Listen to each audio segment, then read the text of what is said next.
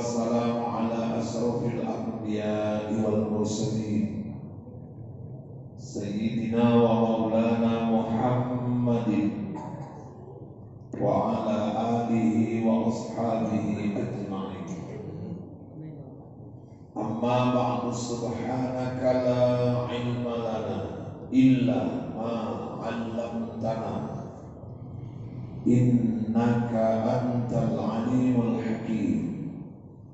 Wala hawla wala quwwata illa billahil aliyyil azim. Qala Allah ta'ala fil Qur'anil Karim, a'udzu billahi minasy syaithanir rajim. Bismillahirrahmanirrahim. Laqad kana lakum fi rasulillahi uswatun hasanah liman kana yarjullaha wal yawmal akhir wa dzakarallaha katsira. Sadaqallahul azim wa sadaqa rasuluhun nabiyul karim wa nahnu ala dzalika minasy syahidin wasyakirin walhamdulillahi rabbil alamin. Yang terhormat Ketua BKN Masjid Nurul Mukmin, yang terhormat imam kita, guru kita, Ustaz Burhan Shah SPDI, yang kami hormati sahabat saya Ustaz Zulfahmi, para asatidz, ustaz-ustaz yang lain yang tidak dapat kami sebutkan satu persatu, pemuka agama, pemuka masyarakat, Bapak Ibu, orang-orang tua kami, adik-adik kami, pemuda-pemudi remaja dan remaja Islam, hadirin wal hadirat rahimakumullah. Bersyukur kita kepada Allah, selawat kepada Rasulullah, mudah-mudahan kelak di yaumil akhir kita semua mendapatkan syafaatnya. Amin. Amin ya rabbal alamin.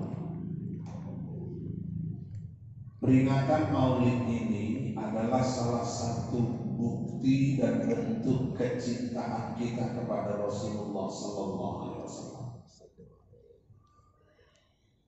Walaupun sebenarnya masih terlalu kecil Maulid ini untuk menjadi pembuktian bahwa kita memang cinta kepada Rasul.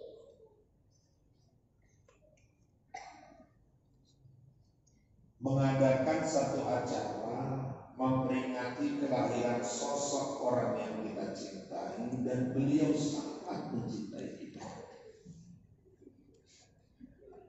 Sampai-sampai ketika ruh Nabi sampai di pusat, ketika menjelang sakaratul maut, Nabi berdoa, ya Allah, kumpulkanlah rasa sakit mati yang akan dialami seluruh umatku dan timpakan kepadaku, agar mereka jangan sempat merasakan rasa sakit mati. Ketika ruh sampai di leher, tiga ucapan Nabi, ummati, ummati, ummati. Menetes air mata Nabi. Umatku, umatku, umatku. Ittaqun nisa, takutlah kalian para wanita. As-salah, as-salah, as-salah, salatlah, salatlah, salatlah. Sampai menjelang ajalnya pun kita juga yang beliau. Ini menunjukkan betapa besar cinta Rasul itu. Maka kalau ada orang merayakan Maulid sebagai satu bentuk kecintaan, tapi pada sisi lain ada orang yang mengharamkan Maulid, kita jadi heran. Belakangan ada aja paham-paham muncul, Maulid itu bid'ah. Nabi nggak pernah buat. Orang yang buat acara Maulid buat perkara baru dalam agama. Bid'ah, fitnah, tempatnya di neraka. Sadis. Ini saya bilang orang mencari gara-gara. Kalau sempat paham dia berkembang kemana-mana, orang semua terpengaruh. Tahun depan nggak ada lagi maulid. Apa nggak kami Ustaz kehilangan job? Ya masalah bukan masalah job. Rezeki itu dari manapun ada jalannya. Masalahnya, saya melihat terlalu sempit pandangan beragamanya. Kalau orang melihat maulid itu haram cuma dari kemasannya, tapi nggak melihat isi dalamnya. Ya kalau orang melihat kemasannya judul maulid, mungkin zaman Nabi memang nggak ada. Nabi mungkin nggak perintahkan langsung ada acara maulid. Tapi isi maulid itu apa? Di maulid ada sedekah. Orang menyumbangkan hartanya untuk menghidupkan Syiah. Di maulid ada silaturahmi. Bukankah silaturahmi juga ajaran Rasulullah? Warga satu lingkungan dikumpul. Malah saya dengar ada dari beberapa daerah juga datang. Di maulid ini ada taklim. Di maulid ini kita dengarkan lantunan ayat Quran. Saya melihat di mana sih salahnya orang buat maulid? Sama kayak orang bilang wirid haram, bid'ah. Kalau orang melihat judulnya, iya, wirid Yasin sama Nabi nggak ada. Tapi di wirid itu kan orang yang dibaca pun Yasin, ayat Quran, jantung Quran. Gak ada orang wirid baca ere-ere. Kalau orang wirid yang dibaca kitab ere-ere, saya yang pertama mengharapkan ini. Yang dibaca tahtim, walaupun 17 tahun gak hafal-hafal. Kenapa namanya mantap kali semua. As'aluka rahmatan lil alamin ya man wallahu alladzi la ilaha illa huwa ar-rahmanur rahim. Al-malikul quddus salamul mu'minul muhaiminul azizul jabbar. Kena yang ujung menyanjak. Al-wadudul majidul ma'isus sahidul haqqul wakilul qawiyul matinul waliyul hamidul muhsil mubdi'ul mu'id. Al-muhil mumitul hayyul qayyum wajidul manjil wajidul wanun.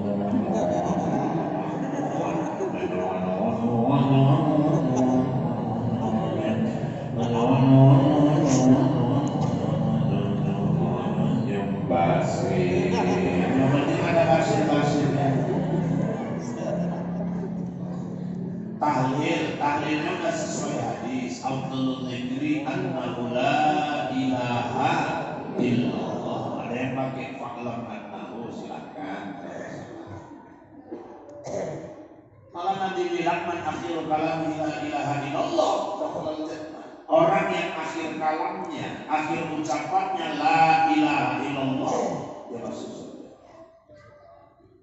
Di wirid kita latihan mujahadah untuk membiasakan kalimat la ilaha illallah. Di wirid ada zikir. Oh, zikir itu yang la ilaha illallah itu yang sah, itu tahlil. Subhanallah sah, itu tasbih.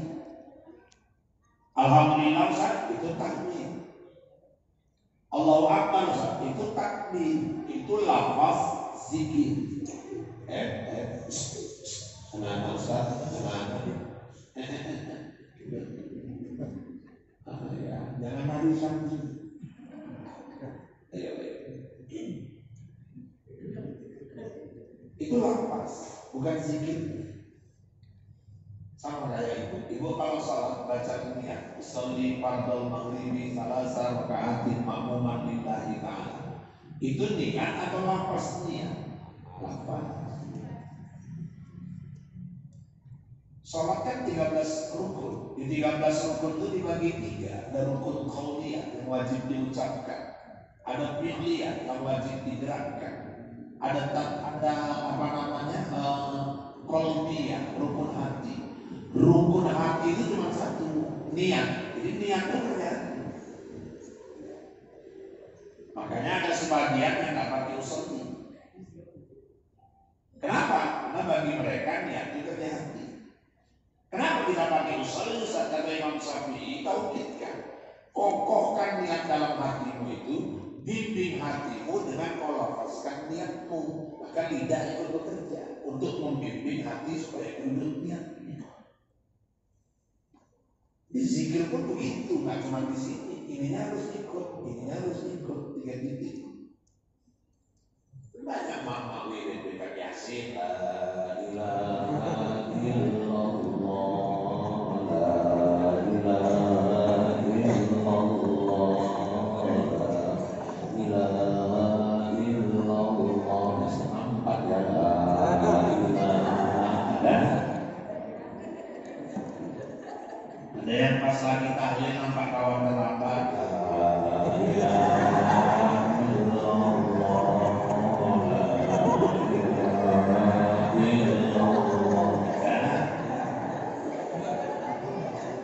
Dia mirip bawa anak,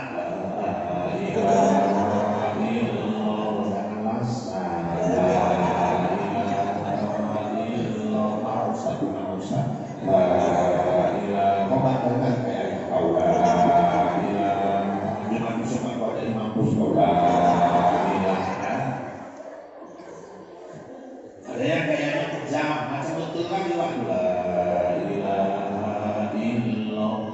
di belakang orang percaya kerupuk, kerepuk illallah. Ini kan untuk becal ya. Illallah. Orang Irak itu waktu cium, direbus ini. Zikirnya menjadi benar. Selaraskan tidak. Maka kata Nabi, "Makasiru kalami la ilaha illallah dakhala jannah." Orang yang akhir kalamnya la ilaha illallah, dia masuk surga. Bagaimana orang mau meninggal mengucap la ilaha illallah kalau dia nggak pernah mencintai kalimat la ilaha illallah? Bagaimana orang mau mencintai kalimat la ilaha illallah kalau dia nggak pernah melazimkan kalimat la ilaha illallah? Lazimkan dulu, cintai dia. Insya Allah waktu sakaratul maut Allah membimbing kita mengucapkan la ilaha illallah. Kalau kerja kamu dia anaknya kuru-kuru, yang nggak pernah zikir, mah ada cerita ninggal mengucap la ilaha illallah. Suaminya yang ngajarin bukan beringat jagungan di luar, beringat buntet keluar nggak bisa. Macam penyanyi keyboard yang dirampah itu kena kanker payudara, setengah mati. Oh, menjelang ajalnya dipanggil ustaz, dibisikkan la ilaha illallah.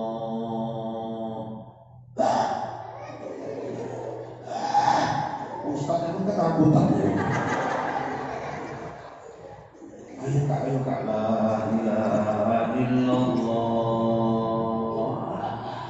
Mau ya, memang gak ada sinyalnya. Udah 7 kali baru mulai nyamberi, itu pun belok lagi. La ilaha illallah. Lama-lamanya la la la la la la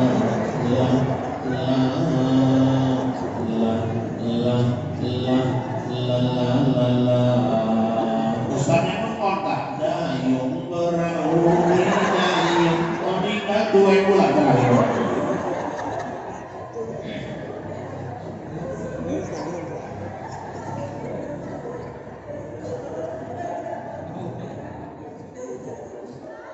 Di WW ada doa arwah, ada doa tetap iman, ada doa selamat, macam-macam doa yang baik-baik. Di wirid kadang kita masukkan guru, ada taklim, nggak ada yang nyawa di wirid. Di wirid itu ada sedekah, yang punya rumah buat makanan. Di wirid itu ada kegiatan silaturahmi, kegiatan ukhuwah, kegiatan ta'awun tolong menolong. Kalau ada yang sakit, keluarkan uang kas, jenuh. Ada yang meninggal, keluarkan uang kas, kasih uang kemalangan. Ada anggota pindah, keluarkan uang kenang-kenangan. Bagus sekali menurut malah kadang kalau Pak Wirid nggak tahu tidak ada kawan satu lingkungan sakit. Ketua, orang kakak, ada apa? Wah Ijah, kok nama? Di mana? Rumah sakit. Ya tahu aku di rumah sakit mana? Masuk rumah sakit di nanti ketua. Sakit apa? Dengar komunikasi. Loh, komunikasi apa? Gula sama panu. Gak sebetulnya yang parah yang mana? Yang parah gulanya ketua. Jadi ngapain panu yang gue sebut-sebut? Ya maksudnya biar nampak parah ketua. Gimana nih kita jenguk nggak? Ya tunggu lah ketua. Namanya pun anggota kok. Sampai yang berangkat. Bokolan. Ibu ya bu, ibu. Aku udah kemarin. Ibu ya, aku mau undangan. Tunjuk 6 orang perwakilan. Naik apa kita ke sana? Berapa usah dibahas? Mobilku ada yang satu. Bagus sekali kalau hidup dia itu kuyuk. Tapi laki kau kan di rumah, siapa yang mimpin? Ada anakku dan anaknya. Minyak ke mana? Minyak kelen lah, udah mobil. Namanya nggak punya otak kayak gitu. Berangkat, rame-rame. Ibu aja lah kalau kita sakit, kawan-kawan jenguk, rasanya kan separuh hilang tadi. Senang rasanya. Jadi obat kalau kita dijenguk. Walaupun yang jenguk nggak bawa makanan. Parah kali juga satu ini tanpa bawa makanan. Akhirnya singgah ke tukang dua usaha terakhir bergaduh kami. Nah rupanya bilang belikan salah atau orang ini membelah 3 hari bawa kalah jeruk dan selambungnya naik Ustaz. Ini kan lagi musim durian, gila Ustaz, durian gula-gulanya naik kok. Bawakan pil, ya diringkus Ustaz, dibawa balik kencing payah. Ya bawakan anggur, ya gak biasa Ustaz, terkejut tinggal pula kawan-kawan. Ya udah, kalau ada buah-buahan yang bisa dimakan, bawakan gambar buah-buahan. Mudah-mudahan sehat juga dari gambar itu. Saya lihat piring ini jangan kemasannya ya, isinya. Ya memang ada juga saya lihat kekurangan dan kelemahan perwiritan ini. Kelemahannya apa? Wiridnya nggak masalah, cuma manusianya yang sering bermasalah. Bermasalahnya di mana Ustaz? Yang jadi masalah itu kalau ada orang rajin wirid tapi dia nggak sholat, itu yang jadi masalah. Nggak bisa yang sunat bawa yang wajib, harus yang wajib untuk sunat. Satu lagi kadang-kadang yang jadi masalah, orang membaca yasin, baca tahlil, baca tahlil, doa, pakai semua pahala, ujung rambut, ujung kaki, belum lagi pahala silaturahminya. Bisanya udah begitu banyak pahala, cuma gara-gara mulut aja habis pahalanya. Baru 3 langkah jalan, lontong waktu udah nyali. Pikir punya gua aja, punya begitu juga. Bukan tadi kalau pernah jenat, pernah beres makanan. Udangnya pun kecil-kecil ya, udang-udang tuh kecepit. Kerupuknya pun nambah, iya. Kuahnya sedikit kali ya kan, iya. Tapi habis juga lontong jadi letup kawannya. Jadi bapak-bapak ibu-ibu yang dirahmati Allah. Jadi janganlah melihat secara sempit beragama. Jadi akhirnya kalau begitu sistem kita beragama, yang terjadi kita terus saling menyamakan satu dengan yang lain. Ya, kalau Anda pahamnya seperti itu silakan, tapi hargai mereka yang punya paham ini. Ini saja. Jadi kalau mencintai Rasul pembuktiannya dengan maulid, saya bilang ini masih terlalu kecil. Jadi bagaimana Ustaz? Ya yang pertama, jaga dulu warisan Rasul. Apa warisan Rasul itu? Taraktu fikum amrayn lan tadillu tamassaktum bihima kitab Allah wa sunnah Nabi. Aku tinggalkan 2 perkara kepada kalian. Kalau kalian berpegang teguh pada 2 perkara itu, kalian selamat untuk selama-lamanya. Kitab Allah Al-Quran wa sunnah Nabi, sunnah. Ini 2 warisan. Cinta, jaga ini betul-betul. Yang pertama Quran. Quran itu warisan. Sekarang saya kampanyekan di mana-mana. Bagaimana kita lihat hari ini anak kita cintanya, melekatnya hubungannya dengan handphone. Sekarang tugas kita bagaimana menanamkan anak-anak kita ini rasa cinta dan dia juga harus melekat dengan Al-Quran. Kalau setiap mau tidur handphone ada di sisinya dekat bantalnya, bagaimana ke depan di rumah masing-masing kita menanamkan supaya sebelum tidur tetap ada Quran di sebelah kepalanya. Ini tanggung jawab kita. Itu warisan. Dan mulailah dari kita sendiri, Pak. Quran itu jangan dipajang aja di rumah. Buat tanda kalau kamu datang. Assalamualaikum, Assalamualaikum. Ya kalau Islam, ada Qurannya bawa Quran kita. Tapi nggak dibaca. Sekali dipakai istri melahirkan, ambil Quran, taruh di kepala bayi. Dibaca pun enggak. Ini pelecehan terhadap Quran. Ditanya Ustaz, itu Quran kok taruh di atas kepala bayimu? Oh, tapi Ustaz, anak bayi darahnya manis, sekali kamu setan. Quran bikin tangkal. Penghinaan terhadap Quran. Suami nikah, ambil Quran, taruh di kepala mayat. Aku pun nggak tahu, tak siapa dulu pertama ngajari. Asal ada jenazah di kepalanya Quran. Anaknya ngobrol di belakang, istrinya nangis. Quran suruh jaga mayat. Terakhir mayatnya merajuk duduk baca sendiri. Entah dia melompat pulang. Quran itu nggak akan terasa, nggak akan tahu kita, nggak akan terbukti kita bahwa dia mukjizat. Kalau dia cuma dipajang, dia cuma buat tangkal. Kalau kita anggap dia benda keramat, Quran itu akan tahu kita dia mukjizat. Baca, pelajari isinya, pahami isinya, laksanakan aja. Maka kata Nabi Muhammad satu pikiran Quran. Sinari rumahmu dengan bacaan Quran. Ayo saya ajak kita semua. Setiap hari harus baca. Gak dapat 1 juz setengah. Gak mampu 1 halaman aja. Repot kali minimal setengah halaman pun baca. Dan ibu kalau baca Quran rutin pakai mushaf, jangan pakai handphone. Kalau cari dalil silakan pakai handphone. Tapi kalau untuk baca rutin di rumah pakai mushaf langsung. Saya sependapat almarhum Syekh Ali Jaber. Syekh Ali Jaber bilang kalau kalian mau biasakan qiraat di rumah baca Quran pakai mushaf. Ibu kalau baca pakai handphone pun nggak akan nikmat. Karena baru 1 ayat baca. Yas'alunaka 'anil anfal. Kok masuk WA lagi? Alhamdulillah deh udah cair, udah cair. Udah hilang sekarang baca Quran. Rumah yang selalu dibacakan Quran, dari atap rumah itu memancar nur cahaya ke langit. Dari celah-celah cahaya itulah malaikat rahmat masuk ke rumah kita. Itulah jalan malaikat ke rumah kita. Oh, jadi malaikat rahmat itu bisa diundang? Bisa. Salah satu caranya Ustaz, perbanyak baca Quran. Walaupun ada juga rumah yang orangnya rajin baca Quran, malaikat tetap tak mau masuk. Satu rumah yang di dalamnya ada anak yang durhaka kepada Allah. Yang kedua, ada orang di dalam rumah itu yang lazim selalu minum minuman keras.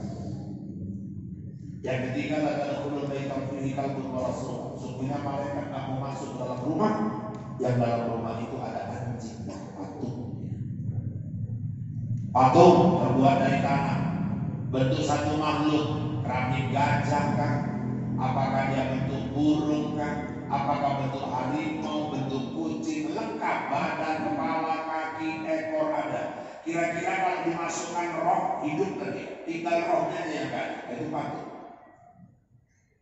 Boneka di mana Ustaz? Kata Nabi boneka tak masuk dalam kategori patung. Dia mengingat Aisyah pernah waktu dinikahi Nabi kan masih kecil, masih usia belia. Dia pegang-pegang boneka dan Nabi diangkat.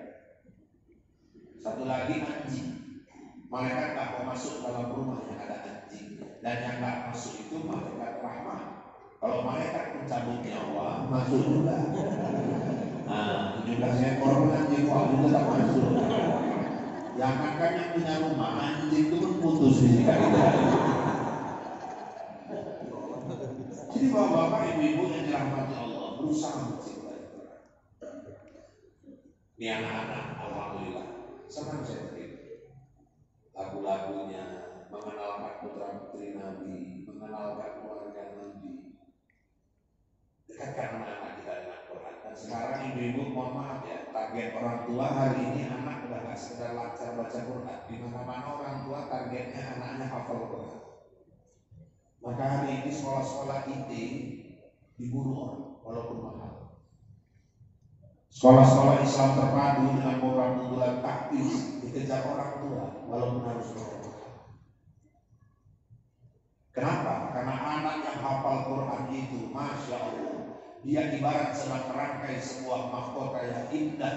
Nanti di padang mahsyar dia yang meletakkan di kepala orang tuanya. Dan itulah bukti Quran itu mukjizat.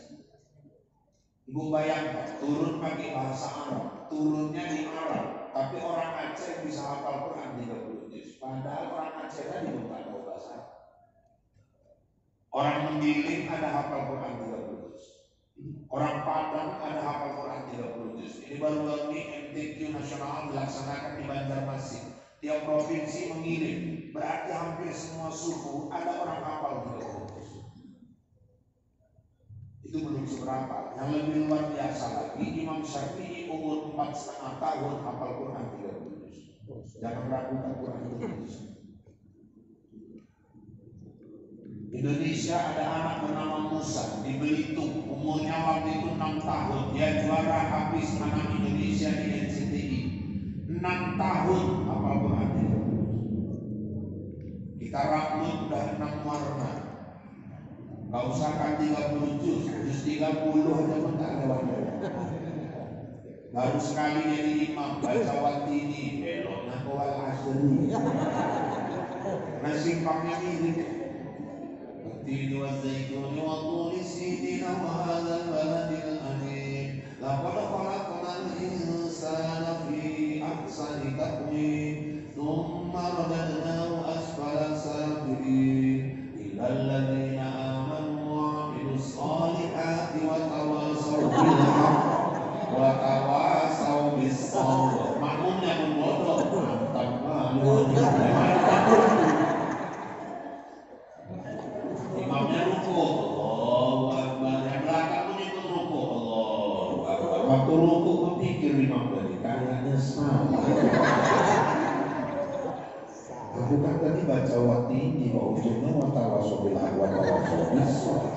Mestinya kan ilaladina amanu wa amil sholati falahu wa watahu wa Allah. Baru sekali jadi namanya Allah malu kan kayak gini. Yang belakang nunggui semua waktu ini. Mestinya kan ilaladina amanu juga falahu tadi bukan watahu. Terakhir belakang pun lama kali imamnya khusyuk. Saking malunya imam, ada pintu di mihrab keluar, dia pulang, ditinggalnya orang semenjak ruku. Ada yang pada ngintip, imamnya hilang. 6 tahun hafal Quran 30 juz. Masya Allah. Langkah baru dapat anugerah. Ada anak bernama Zahran Auzan. Langkah gebang. Saya kebetulan sekretaris LPTQ Langkat. 2019 kami bawa dia MTQ Provinsi Sumatera Utara cabang 30 juz mewakili Kabupaten Langkat. Peserta termuda waktu itu masih berumur 11 tahun. 30 juz. Nilai keluar 100. Gak tahu juri di mana salah.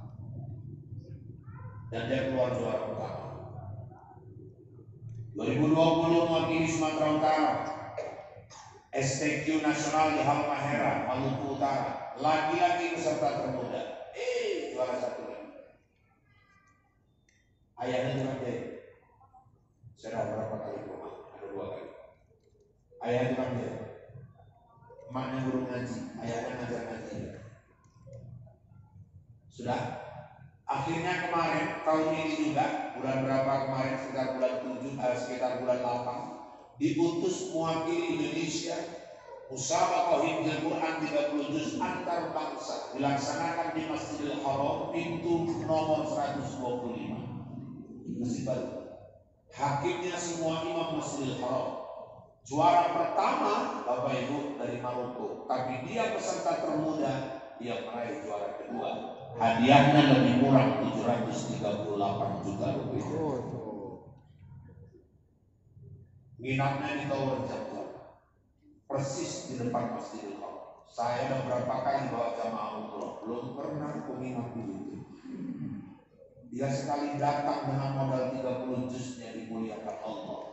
Langsung nginap di Tower Zamzam. Buka gorden hotel itu kamarnya, nampak Ka'bah. Auzan memuliakan Quran. Sekarang Al-Quran memuliakan Auzan. Saya minta tolong, kalau ada anak ibu yang lagi ngapal Quran, ibu syukur. Ibu udah punya modal yang nanti ibu nanti ke surga ya. Kalau ibu punya anak hafal Quran selesai sholat, jangan buru-buru lipat sejadah. Jangan lipat dulu sejadah sebelum ibu hadiahkan Fatihah untuk anak ibu yang sedang menghafal Quran. Tiap sholat, tolong doakan dia supaya mudah Quran itu masuk. Anak yang hafal Quran itu bisa menolong orang tuanya dan dia masuk dalam neraka. Ada orang tua masuk neraka, anaknya nuntut, ya Allah, itu ayahku ya Allah, ayahku ya Allah. Malaikat angkat ayahnya. Apa hebatnya anak ini ya Allah? Kok bisa pula dia angkat ayah dari neraka? Dia hafal Quran 30 juz. Oh, naik. Waktunya sedang diganda ya. Angkatnya tolong.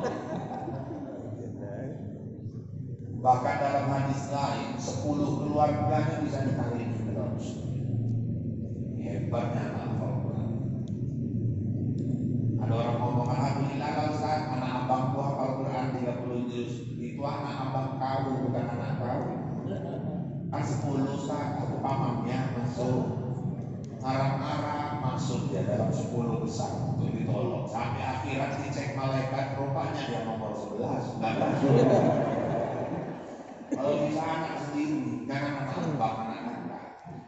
Maka bapak-bapak, ibu-ibu yang dirahmati Allah, kalau betul-betul cinta Rasul, jaga warisannya. Salah satu tahun. Terus apa lagi Ustaz? Sunnah. Ayo hidupkan. Apa aja Ustaz? Ini majelis taklim itu sunnah. Ibu datang kemarin, ibu sudah menghidupkan sunnah Rasul. Iktikaf di masjid ini sambil mendengarkan tausiah. Ini salah satu sunnah. Ibu-ibu ini dengan menutup aurat yang luar biasa seperti ini ngamalkan sunnah. Pertahankan.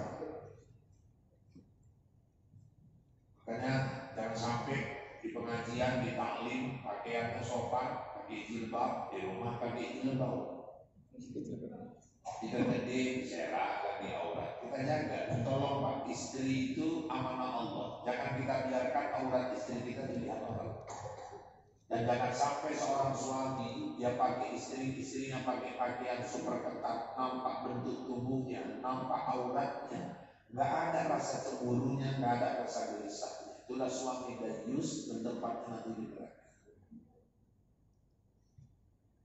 Aurat ibu itu hanya untuk suami. Sekarang tren pula berpakaian tapi telanjang, pakai jilbab tapi kaos ketat, celana ketat, tekongan jelas.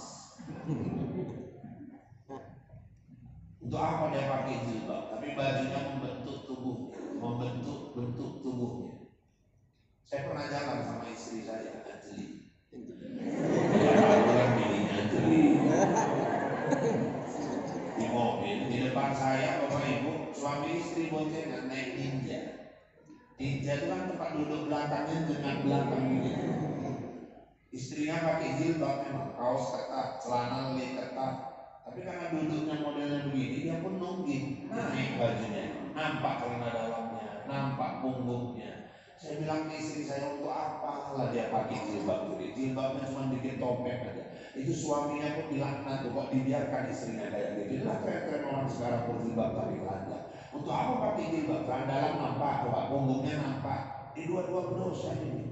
Istri saya bilang, nampak pun berdosa. Kenapa berdosa?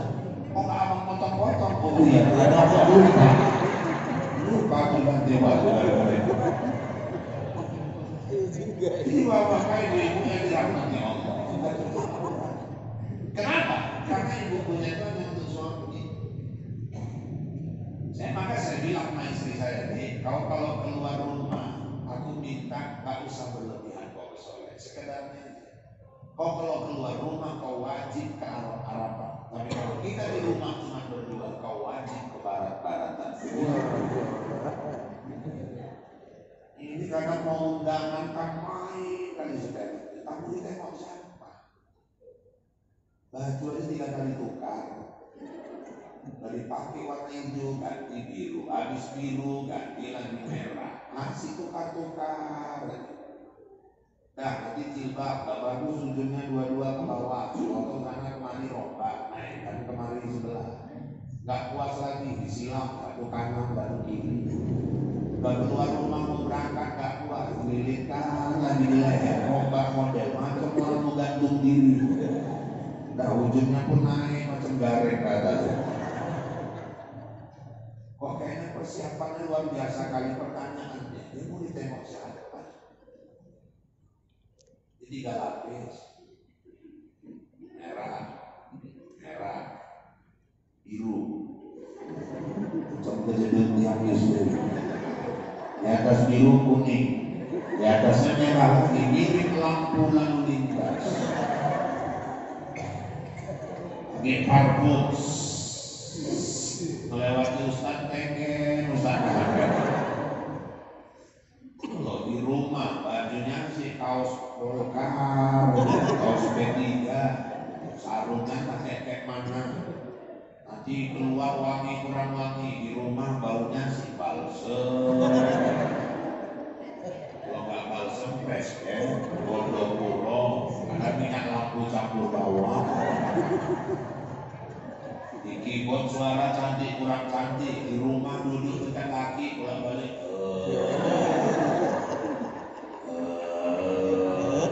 Aku selera lagi memang. Kayak laki mau bertanya, kira-kira berapa brand lagi nih? Nanti sekali hutnya berhenti ganti kentut. Ibu punya kecantikan itu hanya dipersembahkan untuk suami. Apalagi saat yang mulai sholat malam itu bagian dari sunnah hidupkan. Apalagi mohon maaf lah kayak ibu-ibu ikan yang hadir kan mohon maaf lah ya kayak saya juga lah. Rata-rata kan wajah-wajah menjelang maghrib ini. Lewat asar, kalau yang sana-sana tuh yang masih habis subuh itu masih ada. Jadi kalau kayak kita ini bapak ibu mau apa lagi kalau nggak apa-apa? Sementara mati pasti. Udah kutelaah, kucermati, amati sama amat. Terakhir orang kayak mana hebatnya mati. Kaya orang, kalau karena kaya orang bisa nggak mati kok Pak Harto tidak. Haji Anik banyak kali masjid dibangun, orang baik, tapi memang harus mati ya. Kalau karena pintar orang bisa nggak tinggal, Pak Habibie kok tinggal.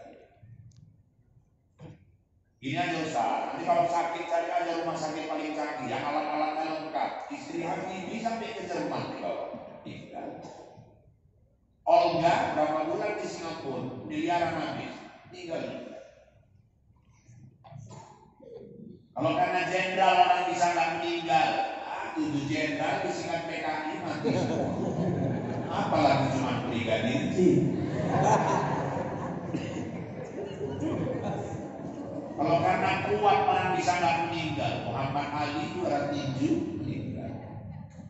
Kalau karena dokter orang bisa nggak meninggal, tahu ilmu kesehatan. Hari itu ada dokter Ozi, Trans TV, muda orangnya, ganteng, belum ada 40 tahun, kanker getah bening, meninggal.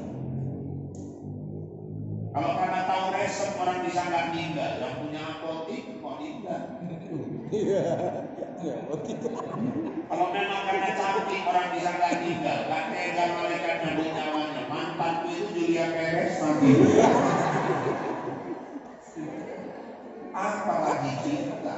Jadi mau apa lagi kalau nggak dari sekarang mempersiapkan amal, menambah amal? Kenapa? Semua mau ke sana. Salah satunya Ustaz, seminggu nggak bisa tiap hari, 3 kali pun jadi bangun. Bukan bisa Ustaz, kalau bangun jam 1 sekalian masuk sepertiga malam yang akhir pun nggak apa-apa. Menjelang subuh jam 3 sampai menjelang subuh. Apalagi kalau kita bisa tahajud berdua sama suami, Masya Allah, 5 kali. Orang tahajud. Yang dibelai kepala. Kalau aku belai saat tambahnya nyawa gitu. Sabar, ambil wudhu. Tapi kalau ibu udah wudhu, jangan dilap bekas wudhu itu, makruh. Percikan ke wajahnya pelan-pelan, coba, kalau aku marah dia enggak, itu pelan-pelan ya, kalau niatnya baik. Nggak bangun juga usah, pakai sarung ibu, pakai telepon, pakai bedak setebal-tebal. Dijubut semerah-merahnya ibu pakai, ambil kursi, duduk di sebelah. Terus Ustaz, bacakan Yasin, pasti bangun. Supaya bangun ibu pun dijongkrokkan dari kalian. Haji duduk sama-sama. Mampu puasa Senin Kamis. Apalagi Pak Ustaz, dia makmurkan masjid. Hidupkan syukur. Ibu kalau punya suami rajin ke masjid, sujud syukur. Suami ibu itu menolak bala di kampung. Innalaha bi ahlillahi bi'adzab. Allah sudah sangat ingin menurunkan azab pada suatu kaum. Falamma nazartu ila umuri buyuti. Di temboknya masih banyak orang-orang yang selalu masuk ke dalam masjid. Sorok Tuhan dari aku, kami angkat azab mereka. Jadi kalau daerah ini selama ini jauh dari bala, jauh dari azab, jangan-jangan kita harus berterima kasih sama yang tiap hari sholat di dalam masjid. Mungkin Allah karena memandang mereka masih jauh dari azab. Bukankah dasarnya tsunami Aceh, kantor gubernur habis, kantor wali kota, kantor Kodam habis, kena berapa ruko habis, yang selamat Masjid Baitur Rahman. Ketika mau masuk ke halaman Masjid Baitur Rahman itu ditahan sama pagar masjid itu terbelah jadi dua. Ribuan orang yang masuk ke dalam masjid selamat. Termasuk 3 orang Cina, nyelonong ikut masuk ke dalam. Familinya Ahok ikut-ikut. Seminggu kemudian dia buktikan Quran masjid sumber keselamatan. Akhirnya dia syahadat. Jangan sepele sama orang-orang yang tiap hari di masjid. Orang itu penangkal bala di kampung. Suamiku bukan lagi tiap hari ke masjid, tiap hari ajan. Oh, tukang ajan itu jangan disepelekan. Nabi waktu Mi'raj berkunjung ke surga, mendengar suara telapak sandal Bilal bin Rabah di dalam surga. Rumah Nabi, inilah rumah Nabi, inilah Masjid Nabawi. Setiap hari Bilal ini mau azan, dia jalan melangkah, suara sandal pagi ini itu nggak ada suara apa-apa, kletek melewati rumah Nabi. Tiap hari Nabi dengar suara sandal itu. Bilal mau mengandangkan azan. Waktu aku berkunjung ke surga, aku dengar suara telapak sandal Bilal.